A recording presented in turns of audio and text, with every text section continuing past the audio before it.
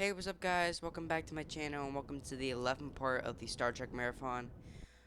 Today we're going to be talking about the 2009 Star Trek film directed by J.J. Abrams, who I'm more recognized from, the Star Wars series more than Star Trek.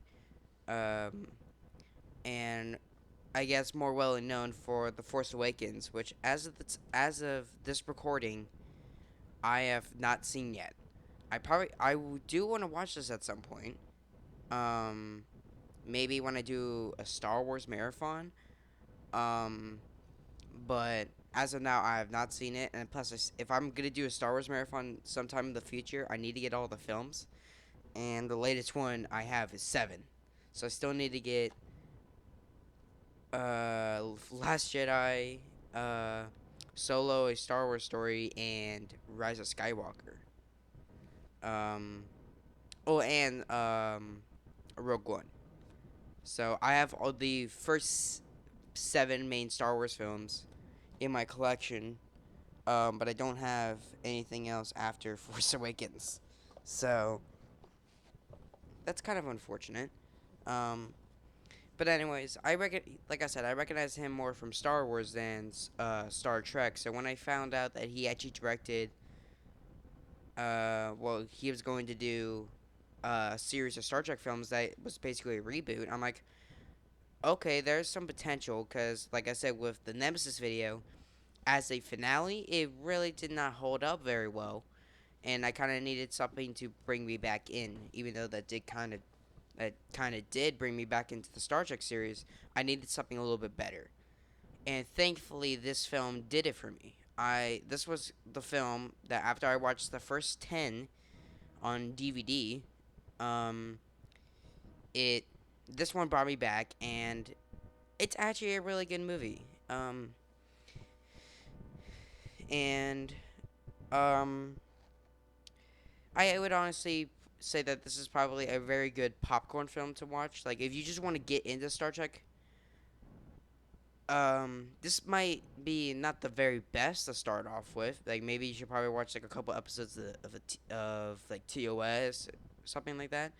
But if you want to get into the films, I think maybe if you want to, maybe watch this and you know see if you personally want to get into the Star Trek series.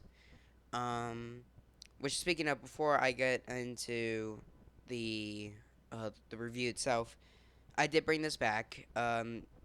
This is I believe, I don't know if this is from 2009 or the Into Darkness, but it's one of those, and it's very comfortable, except for, like I said in the Star Trek 2 review, because I didn't have this on, except for like right here. It's very itchy, so that's why I'm actually wearing a long sleeve shirt under it. Um, so yeah. So anyways, so this was made on a budget of $140 million, which is more than double of the budget for Nemesis, because that was like 60 million. And so domestically, it made 257 million, and worldwide, it made 386. So this was a overwhelming success. Um,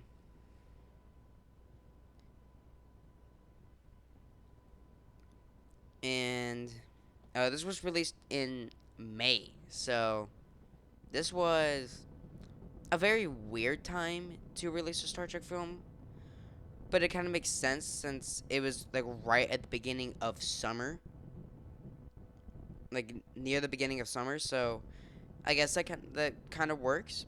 So um, so yeah, let's get on to that plot. So aboard the USS Enterprise, most sophisticated starship ever built, a Nova's crew embark on its maiden voyage. Their path takes them to a collision course with Nero, played by Eric Bana. I think that's how you say it. A Romulan commander whose mission of vengeance threatens all of mankind. If humanity would survive, a rebellious young officer named James D. Kirk, played by, in this film, Chris Pine, and a coolly logical Vulcan named Spock, played by Zachary Quino, must must move beyond the rivalry and find a way to defeat Nero before it is too late. Um, so yeah, this is like I said, it is a reboot, and um, when I first watched this, I just thought it was an okay film. It wasn't bad. It wasn't good. It was just mediocre. But then I started watching this more, and I enjoyed it a lot more. And when the other films came out, I didn't want to watch them. There were some struggles with Into Darkness, which I will get onto in the next review. And then Beyond is unfortunately the last Star Trek film that is currently out right now, and it is also unfortunately the last film as of now to be in the Kelvin timeline. Um, we don't know if they're making a fourth film or not. I kind of went on about this in the Nemesis video. Um, but it's very unconfirmed if there is going to be a fourth Kelvin timeline film. I honestly kind of hope there is. I just really wish it's not directed by Quentin Tarantino. Because um, I'm gonna say it right now. I think Beyond is my personal favorite out of the Kelvin timeline films. Um, but as a finale, it's very good. But it didn't. It leaves you on a cliffhanger, which I'll get on about that later. But it basically ends on a cliffhanger, and it's like 50-50 on whether we're going to follow that up or not, and it's really unfortunate. So now it's been 4 years since Beyond, and we still haven't gotten any confirmed information about it. Um, so, yeah, so let's, let's get on to the characters. So, since this is a new kind of series of films like I did with the motion picture and Generations, I'm going to be talking about all the recasts and like just basically all the characters. And with Into Darkness and Beyond, I'm just only going to be talking about the new characters they introduce. Because really talking about each character individually over and over again, it's going to be very boring. And you guys don't really want that. You just want to get on to the real kind of good stuff about the film. So we have Chris Pine as Kirk, and I like the way that they made Kirk into this film because obviously, like I said, this is a reboot, and um this is earlier in the timeline, so they're like a little bit younger, and um I think making Kirk into a rebellious teen was an interesting direction, but it actually worked out pretty well because then you actually have some new conflicts to go on between Kirk and Spock in this film, where in like the main timeline with like the TOS and the feature films, they don't really bicker. It's more they don't really argue with each other. Let's say, it's more obviously Spock and McCoy. In these films, again, they do have the Spock and McCoy thing, but then they also have kind of conflicting ideas between Kirk and Spock, which will come out to play a lot more in the sequel, Into Darkness. Um, but it kind of works in this film, and that's probably honestly one of my favorite parts about this film is the chemistry between Kirk, Spock, and Bones. Where it's just like in like the TOS, they seemed more like friends who try to overcome a situation. This film, it kind of not really, but like in my opinion, they kind of act like a Brady Bunch, where because obviously they're a little bit more younger, so they're gonna have a lot of conflicting ideas. So Um, there's a lot of between them three mostly. It's very conflicted about like what should we do. Um, so I guess I already mentioned him, but Zachary Quino as Spock. In this film, they do really mention about the how Vulcans have like especially like ones mixed with human blood, they have kind of unstable reactions to certain things, um, which I will talk about later. We have Carl Urban as McCoy, and I don't. The only films I really recognize Carl Urban from, besides the Star Trek Kelvin timeline films, was Dread, where I think he did a fantastic performance in, and uh, the 2005 film adaptation of the video game Doom, which will I be talking about that film? Maybe. I'm not really sure if I really want to put myself through that torture. Um, but I'll see what happens. Um, and we have Zoe Saldana. I'm really sorry if I butchered that name. As Ahura. We have Simon Pegg as Scotty, who I really recognize this from Hot Fuzz, Shaun of the Dead, more or less comedy roles. Um, in this film, they kind of mix that up a bit with like him trying to help, like because he's Scotty, obviously. Him trying to do the engines, but also cracking a couple not one liners, but a couple funny jokes. It really kind of works for this film. We have the late Anton Yelchin as Pavel Chekhov. It's really sad that we don't have him with us, which I'm just gonna say right now, all of these Kelvin timeline reviews are gonna be dedicated to Anton Yelchin and another actor that I'm gonna be mentioning soon. Um, I'll talk about more about Anton Yelchin in the Beyond video because that came out a year after his death, or that came out like I gotta look into that, but that's the Beyond was released a few months after Yelchin's death, and it's really unfortunate. But I'll talk about more about that when I get on to the Beyond review. Um, we have John Chu as Sulu.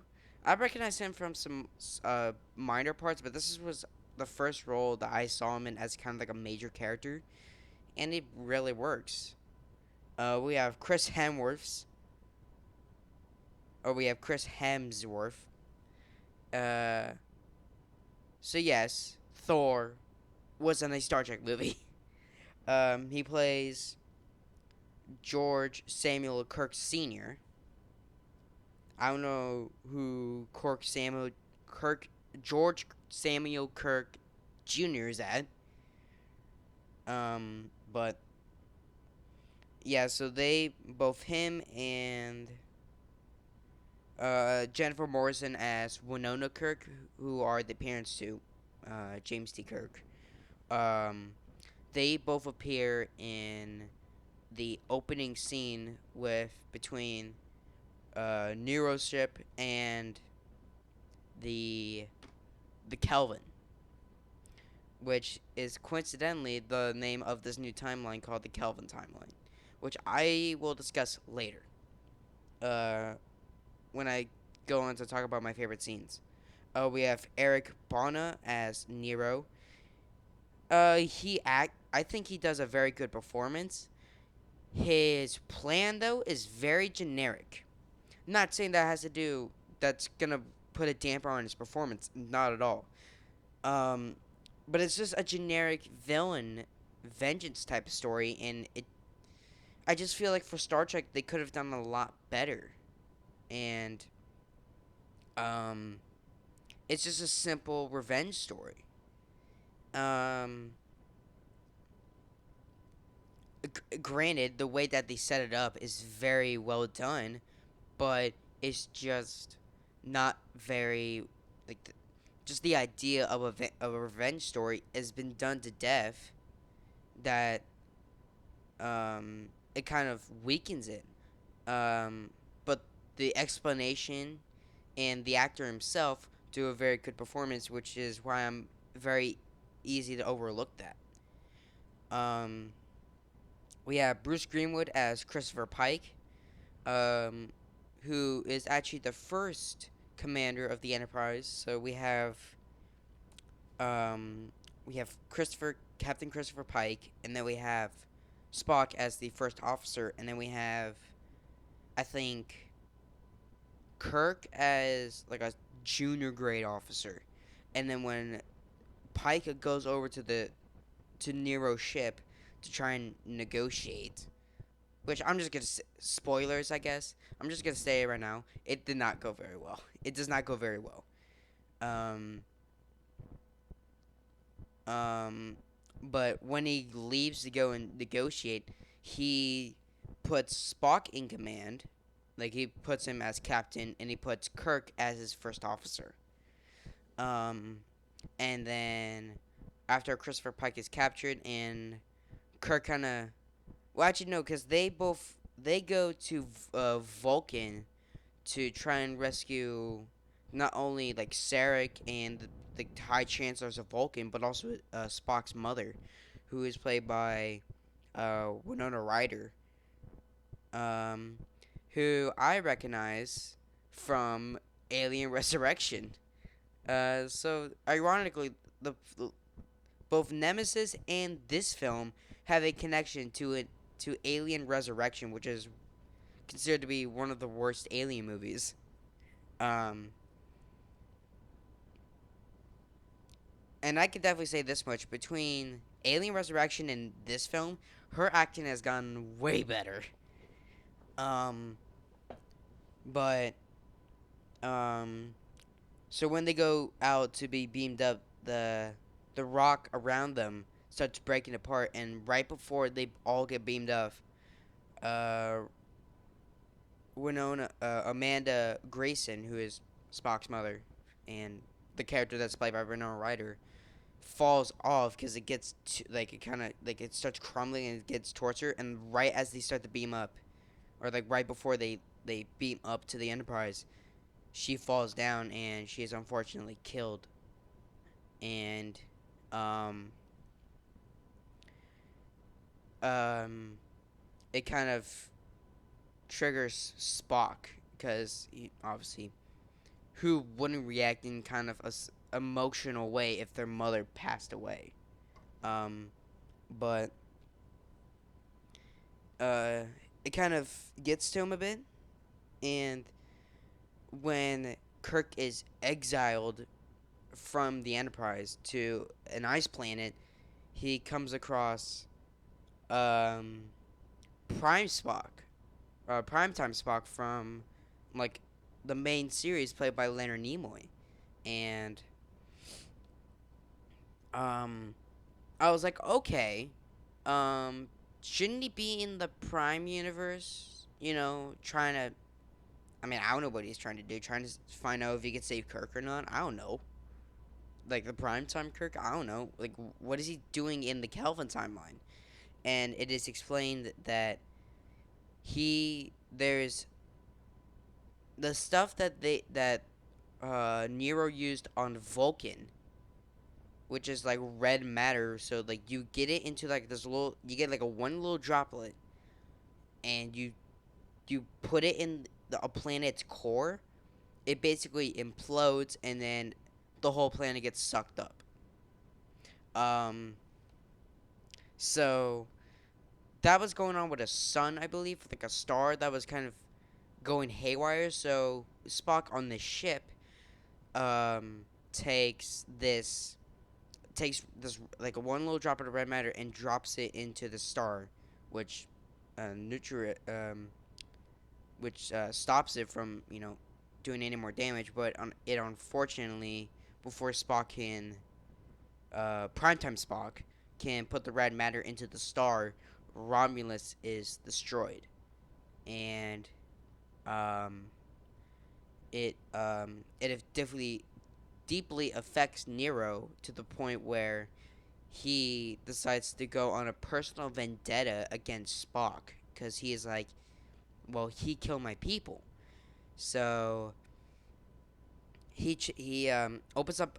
I don't know what exactly happens, but a black hole opens up in space to where both Primetime Spock and Nero, both of their ships get sucked into the black hole, and I don't know exactly where Spock turned up at. I think it was near the ice planet, but Nero pops up near the Kelvin and destroys the Kelvin, which um, diverts the timeline. So then we have the Prime timeline, which is Enterprise, TOS, TNG, and so on and so forth.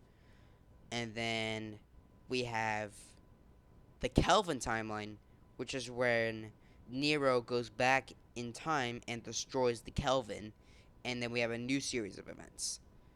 Um, so that's how they explain this new Kelvin timeline. And um, probably my favorites, one of my, I guess I should now mention the favorite scenes. The favorite scene number one is when Spock tells Kirk that Vulcans have, or him as a young teenage Vulcan had, I believe, I'm forgetting what it's called, but it's basically like if you if you trigger them to like a point, it's like saying like if you telling like this person like this to the point where you trigger them and then they like kind of overreact and like start trying to like hurt you or something. That's basically what the that's basically what it's like.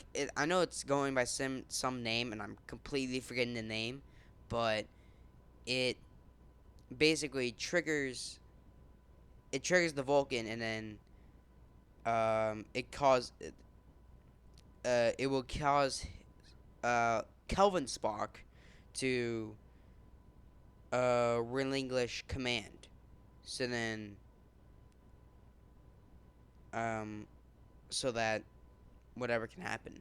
So that happens. So Kirk kind of triggers Spock by telling him like about his mother's death, and he's like, you like gave off like no emotion. Like how can you feel bad for someone that you didn't even like really care about? And then Spock flips out and just starts like wailing on Kirk. Like he's like throwing him over the console and starts like punching him, and like he's choking him. And then I think it's Sarek who tells Spock to stop, and he goes, uh, I know it's like something, like my emotional something.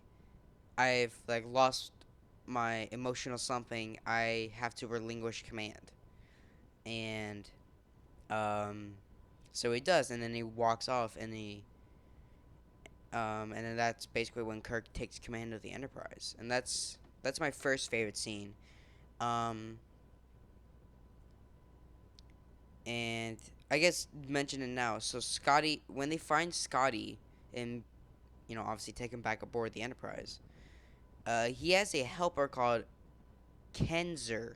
I think that's how you say it. Played by the fantastic Deep Roy, who, uh, the only thing I really recognized him when I was doing research about this film, and then found out that it was Deep Roy playing that character. The only thing that popped up into my head was the remake of Charlie and the Chocolate Factory, where he played like basically all the Oompa Loompas. Um, that film, that might be a fun one to talk about, but that film was terrible. Um, but that's probably like um, he's probably one of my favorite parts about the film because like he had to play like every Oompa Loompa, which could have been which took like a very very long time for him to do that. Um, so I appreciate him for doing that. Um, but in this film he plays like Scotty's assistant basically, and I will admit there are some great comedy moments in the film between them two, and I think in the sequel there are like one or two moments, and then I don't think he's even like he's barely in um Beyond, but I'm gonna have to watch it again to find that out. But I think honestly between the like over the course of the three films, his role gets like is reduced like every single time to like where he's like barely even in the film for like what 5 minutes I think. Actually, no, not even 5 minutes, more like a minute of screen time. Um, which I think is really unfortunate because, um, well, actually, to be completely honest, he probably wouldn't have really done anything except for piss Scotty off. Um, but, um, so yeah, I really want to talk about, the 4K. Um, well, actually, because I got both this and Into Darkness on Black Friday. Now this one is perfectly fine. Now I'm gonna talk about more of the Beyond the Into Darkness one uh, when I get to that review tomorrow. But uh, this is honestly a great set. It's 3 discs. If none of you guys have ever gotten this Blu-ray, which is probably a good chunk of you. No offense. But includes the 4K and then the 2 disc Blu-ray set. So, well, I mean it's okay since I already. Shut up, phone. I mean I already got. Well, might as well still. So that's the QR code. There's the 4K, and then there is the Blu-ray disc, which has the movie and special features, and then just special features. Um, so which is basically like about like 4 5 hours of special features on this thing, just in this 4K for like, and I got this for like 750, which is insane. Um, but I'm just gonna say this: I got gypped on Into Darkness. Ah, screw it. I'll just show it now. So here's Into Darkness. You know, there it is. But when I opened it, because I already got the QR code for this, so, but yeah, when I opened it, that's literally all I got. I literally only have the second Blu-ray disc, which is just special features. And I thought, at first, I'm like, so literally I just got an empty 4K case now, and they gypped me out, and they only gave me 1 disc. But then I realized I actually looked at it again. If you actually look at it, there are the clamps there. This one's fine. This one actually broke off. So that means I don't know exactly where it is, but somewhere there's not only a 4K disc but also the first Blu-ray disc. So granted, I did get gypped on this, but it wasn't on purpose. It was it was on accident. But honestly, I don't really care because this film sucks. This film's great though. um, yeah, but I'm just gonna say right now, Into Darkness is absolute crap. And I'll get onto that when I review this tomorrow. But oh my god, that film is absolute garbage. Um, might as well stack them up now. So actually the only time So actually, the only way I'm actually able to watch Star Trek Into Darkness physically is through this collection, which is the Blu-ray versions of all three of them. This is when Beyond first came out. I'm gonna get the QR code for that as well. Uh, So this is actually a very good release for the Kelvin films. Um, so there is Star Trek. Then we have Into Darkness and Beyond. Um, so yeah, this was the only way I could. This is the only way I could really watch Into Darkness now physically. Um, but obviously now since I did get the 4K, now I can watch it digitally. So really, I don't really need the Blu-ray disc unless actually no, it's not really convenient. But still, I still got gypped on this, but I don't really care because this film sucks. Um, but that's just me. Um, might as well put this back on its display. Um, but um, but yeah, I really want to go on a rant about Blu-ray disc and especially trying to get them around um Black Friday because sometimes they can really chip you. And of course, the one place that I did get gypped on about this is Walmart. So I have Walmart to thank for having now basically an empty 4K case of Star Trek Into Darkness. Um, but now, I mean, I still have the Blu-ray disc, and now I have it on digital, so I don't really care. Um, but um, that film still sucks though, and it's probably I'm actually gonna talk about more about that about Star Trek Into Darkness when like I said, when I get to that review. But that film is terrible. Um,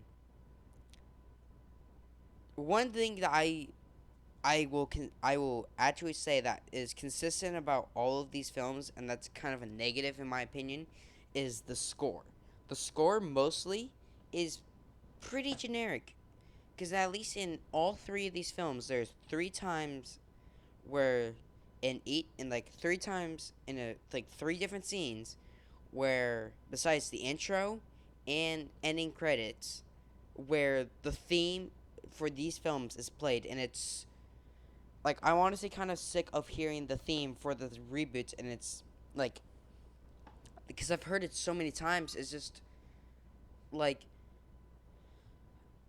I'm like very tired of hearing it because I'm like, oh my god, okay, this is a reboot, I get it. Like this is the reboot films. I just don't want to hear the song anymore. Granted, it's a very good theme for the reboots of Star Trek, but I just heard it so much. It's just ugh.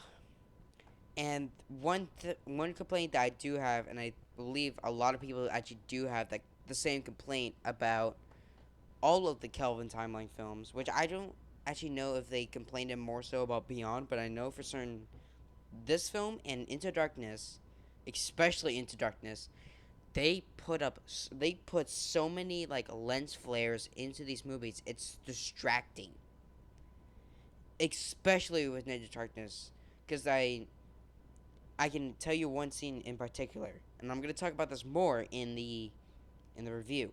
But there's one scene uh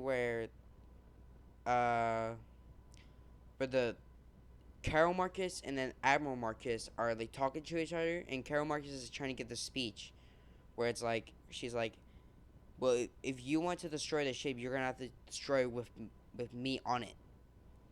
And while she's talking about the speech and stuff, all I could see is just a whole bunch of light just on her face, and I'm like, I can't see you to see the emotion, and it's just, ugh. Maybe it was a good idea that Justin Lin directed Beyond, because the lens flares in these films were terrible. Um, but yeah, but yeah. So yeah, these aren't the lens flares in these films aren't the killer of the film, but I just really wish that they weren't in the film, because then I would have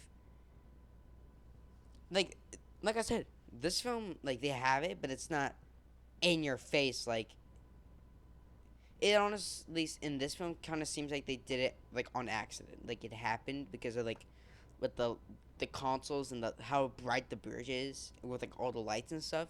It kind of seems like they did it on accident. But with Into Darkness, they have so many where it's just like, yeah, we just don't even care anymore. We're just gonna do them. and it's it's very, very, very repetitive, and it's just very not good at all. Um, and so yeah, I might as well mention about the fun facts, which I technically have one written down in here, but I thought of another one right before recording this, and the composer. So fun fact number one is that did you know the idea of rebooting Star Trek has been floating around for years before the time, or by the time this film was greenlit. So yeah, the idea of rebooting the Star Trek franchise has been going around for years.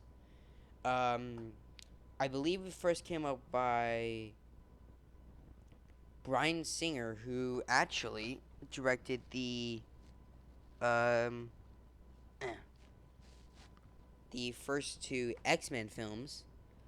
Um, and then later would direct Superman Returns. Am I gonna get to that film? Probably not. Um, but I think it was first mentioned by Bryan Singer, and then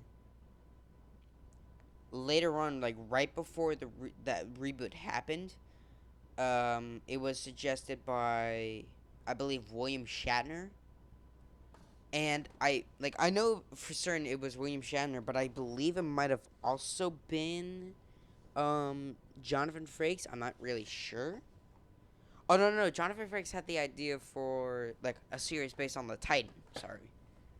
Um, but it was both. It was suggested by both Bryan Singer, who was originally going to call it Star Trek: The Academy years, and I don't exactly remember what William Shatner was going to call it, but from what I've heard, it was going to be very similar to the Academy years.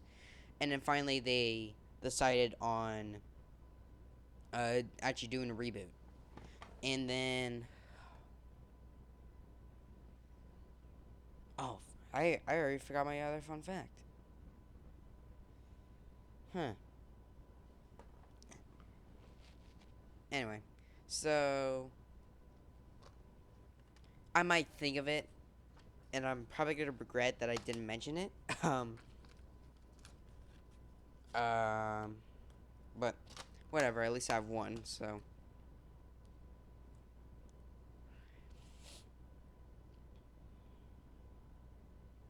um, and so the composer for this film is Michael Gucci. I literally just learned about his name last night. Hold up. I'll be right back. So I just got his name back, and it was so the composer is Michael Giacchino, and like I mentioned earlier about the theme, it's a very good theme, but like I said, it's very repetitive. Um, Not saying it's bad, but it's uh it's used a lot in all of the films. Um, but the rest of the score is actually a very nice score, and um, I think for honestly all the films, it's very good, and um, um, yeah, it's a very nice score. I think I would actually put this on like maybe in the background when I'm working or something. Not my go-to score. Um, if I had to be completely honest, if I had to pick a go-to score of Star Trek, if I'm gonna be listening to it, I'm probably either gonna pick like the motion picture 2 or 3 or any of like the TOS films.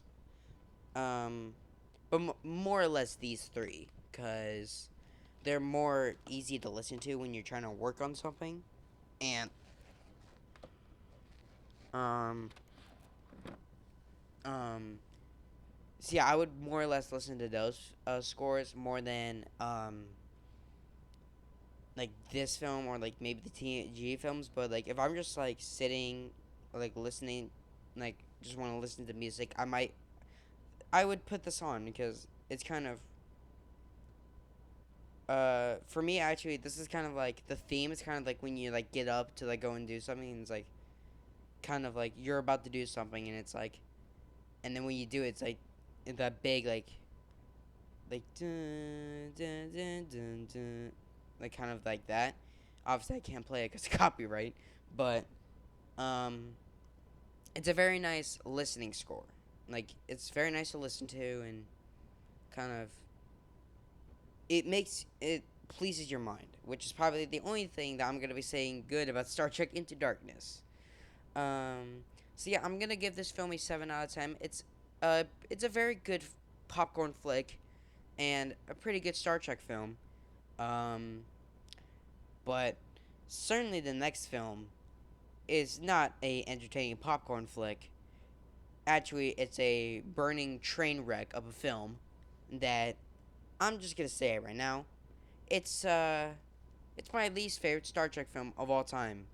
We're gonna be talking about Star Trek Into Darkness, and oh boy, do I have a lot to say about this film.